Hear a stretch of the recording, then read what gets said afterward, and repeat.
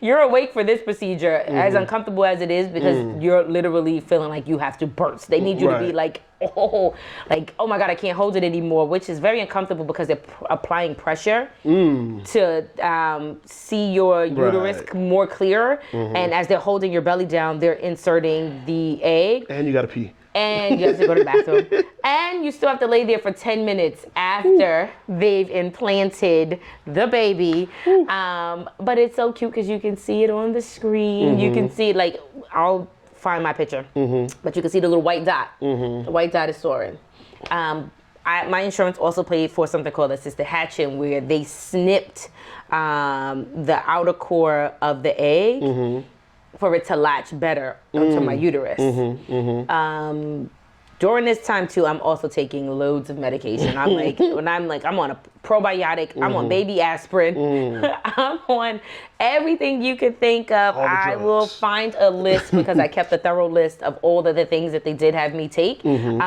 It's in their mind, it's to keep your uterus like a warm and comforting place for the baby.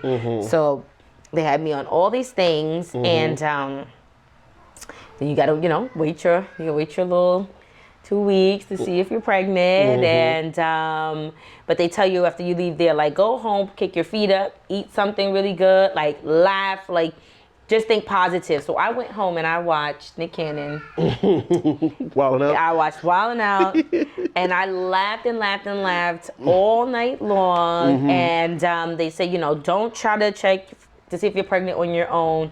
It will drive you absolutely crazy. Right. Very hard to follow. Drove me absolutely crazy. I end up taking a test, and I was looking at the test, and I was like very unsure. So I'm texting all my pregnant friends, like, what y'all think this is? Because it's all these like weird looking lines. And then I'm like, okay, no. All right, I'm like, don't look at it anymore. The next morning, I'm like, oh, I can't do it. I got to take another test. They tell you first urine is the best one. So I was like, no, this one really looks pregnant. Really does. I'm gonna like hold on to this one. Mind you, I'm going to the place to get my levels checked the same day. And they said, I'm in there smiling. And they're like, we know you checked. We know you did. You look like a person that did not listen to anything we said, and I was just like, I don't know what you guys talking about. I don't know. And my levels were great. They called me in the end of the day and were like, you're pregnant. And in my mind, I'm like, I knew it already. So excited, like such an out-of-body experience, because it was like the moment that I really, really, really waited for. I found out on October 18th, which is Kiana's birthday, and she called me. She was away on vacation. I think she was in Mexico. She called every single day. Are you pregnant? Are you pregnant? Are you pregnant? Are you pregnant? Are you pregnant? Like, are you pregnant yet? Like, do you know if you're pregnant? Like, she was so excited, and I didn't want to tell her because I didn't want, if it was bad news, I didn't want her to be away and being sad and down. So I was like, I'll wait for her to come home and like I'll like surprise her. But the greatest feeling ever. Dope. The greatest. Awesome. All in all, I remember, so you had to do the 2 needles a day for 10 days. Yes. There were other needles involved somewhere too. What was the other? Yes. So once you have your implantation, and every place is very different. My place put me on progesterone because your body would normally create that once it knows it's pregnant. But you're mechanically pregnant, so your body doesn't know. Your body has to play catch up. Okay, got it.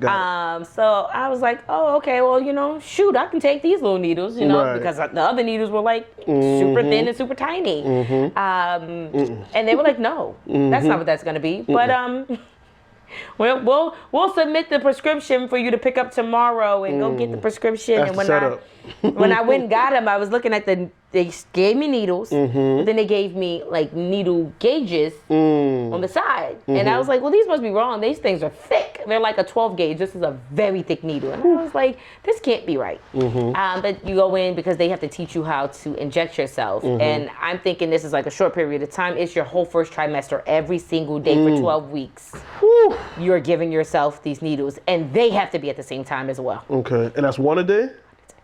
1 a day, 12 weeks. 12 weeks. Same time. 7 days times 12. 12 gauge. And with the 12 I gauge. don't even know what that means, but it's just, I think a shotgun, I think a 12 gauge, so that alone just... So yeah, so you think about it like this. It's a thick needle because the progesterone is actually, it's an oil. Oh. It's not even wow. like a So thin, it's thick. So the needle has to also be thick because the needle has to go into your muscle of your butt. Oh, wow. Yeah.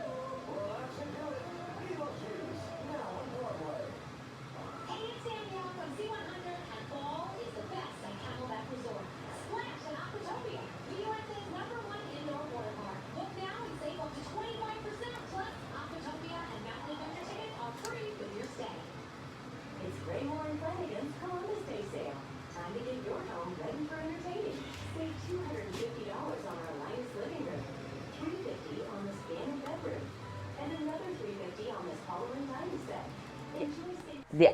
Delightful. In my doctor's office, they drew circles on my like outer butt area with a marker and was like, you could only do within this range. Okay. You cannot shoot yourself wherever you want. Right. It's like a very small range of an area.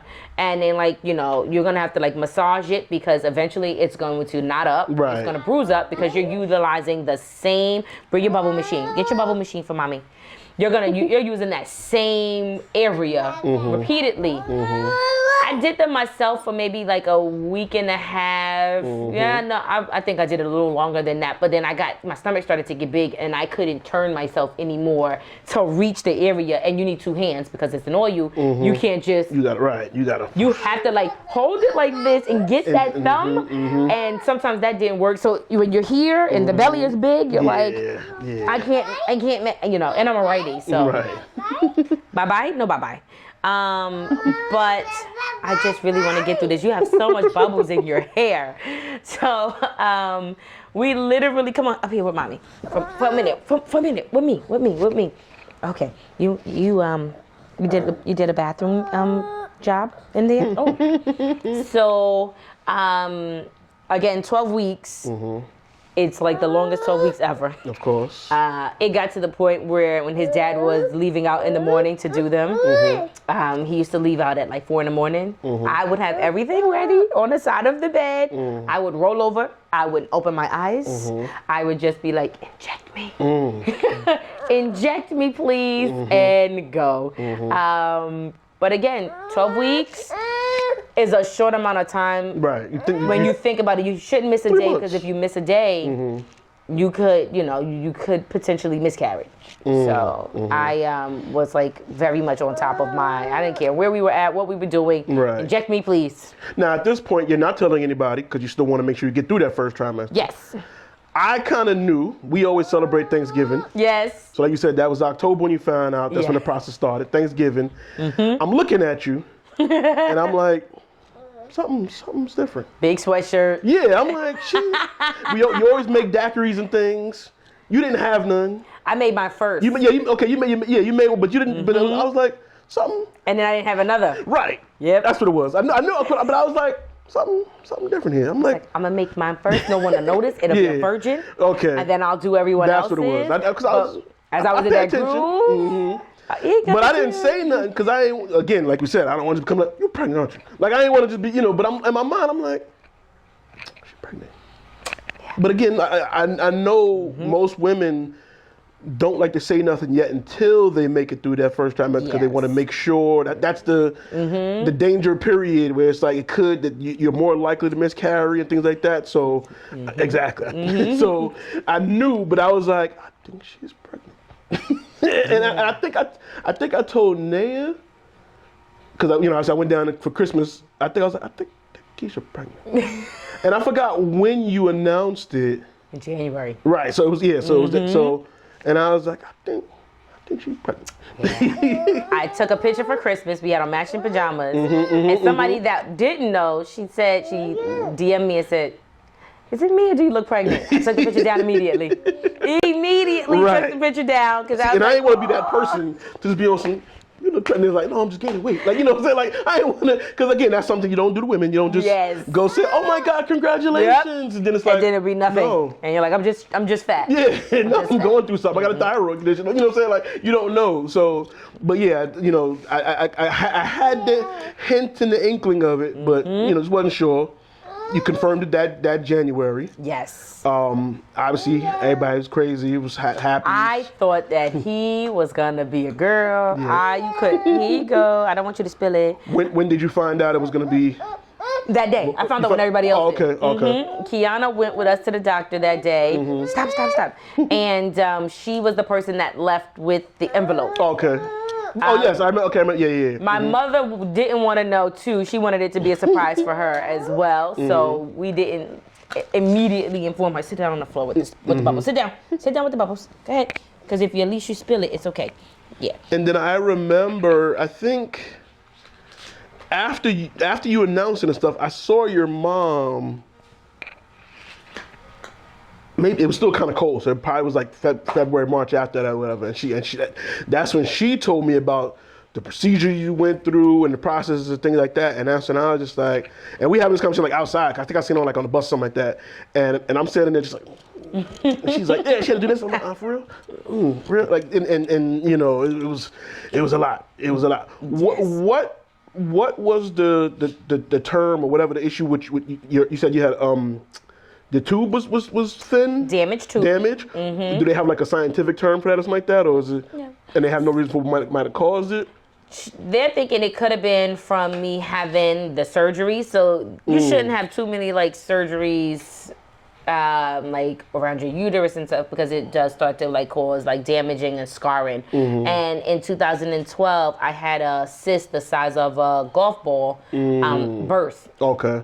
Which put me in hospital. And I had to have emergency surgery, so that was surgery 1. Got it. And then I had the polyps, and then that was surgery 2. Right. So she's thinking that somewhere along that line is where I probably, you know, got caught, the damage was caused then. But you can't really say. So it's not like it's like, oh, let's go sue the doctor. Right. I was disappointed in my doctor because I had him as a doctor for a decade, and I felt like all the conversations that we had, it was something that he definitely could have said to me. Right. You trusted or the maybe doctor. Even look into it a little bit more. I think he probably read that and was like, no, if we still do these things, it'll still, you know, work. He did try with me. I'm not, you know. Right. I still adore him. But then I also started thinking that he was getting a little older and it was making it easy for him to like miss things. Okay. So getting a fresh set of eyes to me was like the best thing that I could have did. Right. And from there, you know, going to meet Dr. Hartog was actually like, oh, you have water in there? Yeah, I did. No more. It's all good. It's bubbly now. Yeah, don't spill it though. Oh, goodness gracious. Yeah.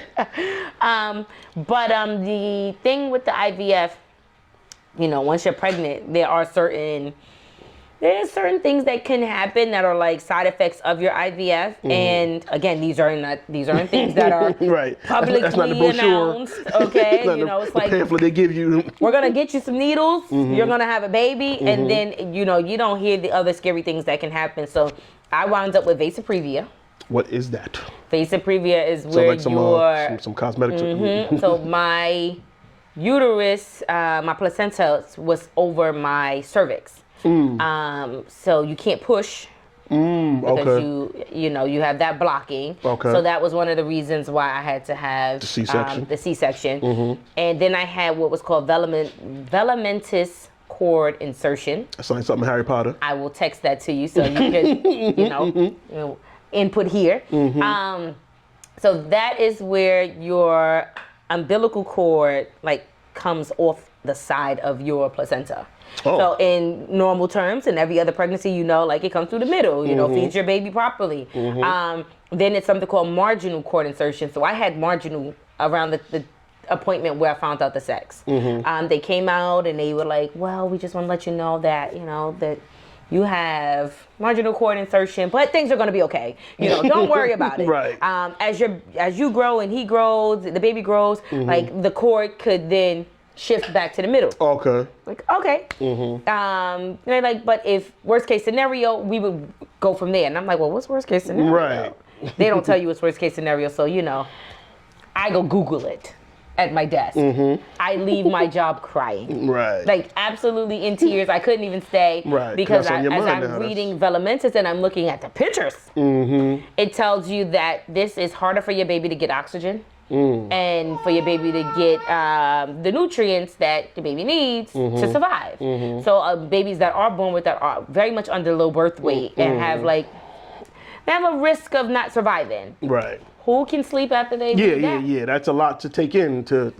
I'm in my house crying, like, oh God, I'm gonna hurt After my all baby. this, now this. So I just read online that sleeping on your left side is like the best side for like oxygen flow and for blood flow and things as such. And they wanted to monitor me, very closely for his birth weight. Get your bubbles. Where's the bubbles? And he actually was doing very well. Okay. They thought he was going to be way smaller, but homeboy was growing. How many very pounds well. stuff was he when he was born? You remember? 7'3". Okay. The visit right prior, he was like 6'8". So in 2.5 weeks, he gained. So that was very promising for them. What's the line that they consider healthy? It really determines on how far along you go. Okay. I went to 37 weeks only because they were nervous that I would have went into a regular labor and I would have ruptured the blood vessels. So the placenta moved. Excuse me. Hello.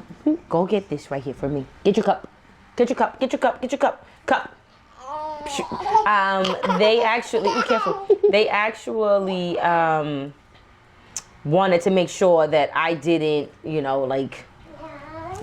die. Right. Because the blood vessels were, like, if you push accidentally, that is his main blood supply, and it also is yours. And this could turn out to be really bad.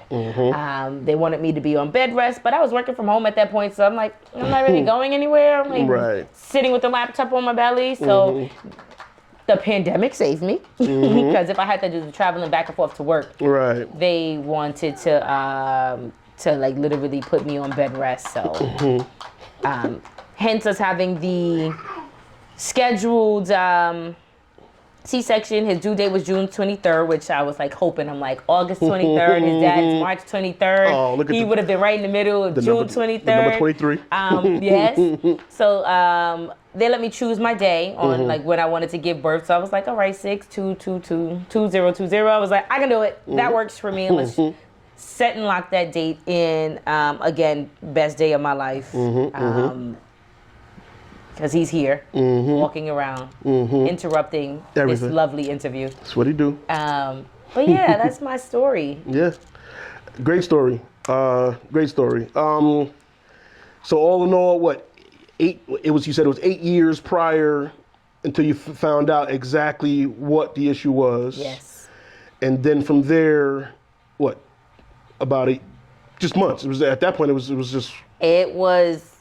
A week. Yeah, it was right to get started. Right, you have to wait the next month to actually do the processing. So I started actually giving myself the injections on my birthday, August 23rd of 2019, and we were confirmed pregnant October 18th. So pretty quick. Pretty quick turnaround with a frozen transfer at that. Right. So, yeah. Would you do it again? Definitely. Definitely. The gel and all. I'm going to give me my needles, please. Sign me up. Right. I think that picture with him right in the middle, and I think you had the quote, what was it, worth every shot? Worth every shot. That worth everyone. That's exactly that. That's like that probably be the title of the episode. But that like you said, worth. You forgot the exact number you said. It was. We can do the math on it. The first 10. The first was 10 days. One is 10 days. So that's 20. 20. Then then the trigger shot. So that's 21. And then it's 7 days for 12 weeks. Right. Yeah, we'll do the math. Yeah, the math. But like I said, that picture alone, just seeing that picture, and he's laying there like fist in the air. Did it? Like, that was like the hardest shot to get of him. Really? Oh my goodness. Well, he kept coming out of the swaddle. So the arms out of the swaddle. Everything else is in the swaddle except for the two arms. And I was just like, oh gosh, this baby. He didn't like to lay alone at the time, so he wanted to be held. It was so, like, oh, please let me just get one good photo. Right. No, that one is perfect. Like that picture is just like. It epitomizes everything. It's like the needles, but he's here, so you know the end result. Like he made it. Yes. Got it. You're a mom. How was that first Mother's Day? Because you kind of just missed it. He was born in June, but did you celebrate that one? Missed it. Yeah, kind of, sort of. But the following year, he was here. You got to celebrate it with him. How was that first Mother's Day? It was beautiful. We went out to eat, and Mama's boy, so he was like, I don't want anyone in here to touch me. Of course. Just my mommy. And I'm happy I had a son first because it's like that love that you require and you deserve from the male species. You get that from your first son. And it's how he'll come over and he'll grab my face and he'll look at me and then he'll kiss me. It's so beautiful. Right. And when I have the daughter, she'll belong to her dad. And after the first Mother's Day, we celebrated his first birthday. Yes. That was fun. I documented that a little bit. I had posted those videos up and showed, the Sesame Street theme, and he was not feeling it. It was hot in there. It was It was lots of crying. We got through it. We made the best of it. Yes. It was everybody was there. It was lovely. Gifts and celebration. Coming. Yeah. Do we have a plan for Disney? Okay. We're doing Disney. And maybe like a little baby brunch for babies. Okay. Most of my friends' kids are big. Like they're like 8 and better. Right. So I have to find like some little babies in his age group, and I'm thinking baby brunch where we have like some little pancakes and some little chicken and things as such. We're keeping it very small. Obviously because we're going to Disney, and Disney is very expensive. Absolutely. And I'm more for me because I'm gonna be like, I think you should have this. Do you think you want this? Let's get that. Right. So it will not be Soren. Right. Who's making it expensive? No, it's gonna be all you. It's gonna be me. Well, you already know I'm happy for you. Thank you. I was so when I found out, I was like, that's what's up. Obviously me, I'm everybody's uncle anyway. I love the kids, so I was like, I got another nephew. Yes. But I was really happy because I know you wanted it, and then like I said, finding out everything you went through. It was like well deserved, and he's got a story to tell. I love him. Yes. He's very intelligent. He's such a smart baby. I mean, he knows all the letters. Every alphabet. Up to what numbers? Up to 16. Up to 16. Not even 2 yet. He knows whole alphabet. 8 colors. He even knows brown and gray, which most babies don't even know brown and gray. Right. They blend in. It's like something it's like black. He knows 5 or 6 shapes. Okay. He knows animals. He can identify some of their sounds. As soon as I walked in, he said eyes. Yes. He had to put me on because I wasn't sure what these are, but he told me right after the rip, eyes. I forgot. Yes. Right as soon as I walked in, he had to let me know. Body parts. He knows. He knows quite a few words. Before I knew it, it was just like it was no, and no turned into a slew of words. A whole sentence of yeah. Now I'm like, all right. Here you go is my favorite because it just sounds so cute when he says it. Here you go. Yeah. Here you go really means can I have it? Right.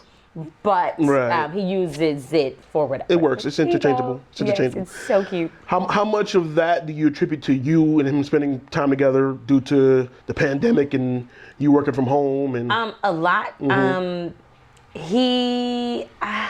We are tablet lovers. He did not like being in the car, and we spent a lot of time driving that first year he was here. And my sister played a video for him, the Usher ABCs from Sesame Place, and he stop crying immediately. And I was like, oh, light bulb, gonna get him an iPad. And all he does is watch like educational videos. He doesn't like most of the cartoons that come on. Anything that's pretty much singing. He's in here watching videos, how to count by 8s. So if my baby is a mathematician, I know why. He loves numbers. So he's in here watching like count by 2s and prime numbers and, keeping me on my toes with stuff. Lauren, what number is this? 4. 2. 3. Wow. 4. Oh, 5.